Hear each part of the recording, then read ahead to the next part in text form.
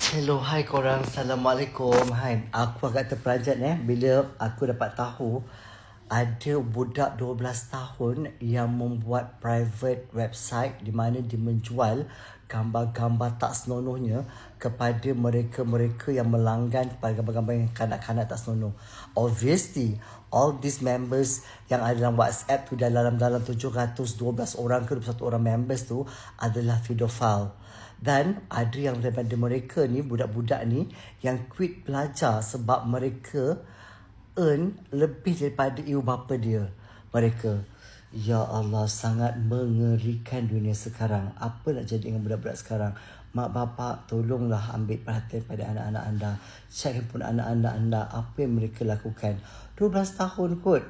Dan mereka menjual gambar-gambar porno mereka kepada mereka-mereka yang dah berusia.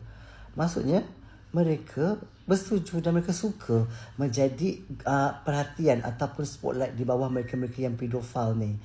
Aduh, ya Allah, tak tahu nak jadi apa pada dunia sekarang. Belingkup.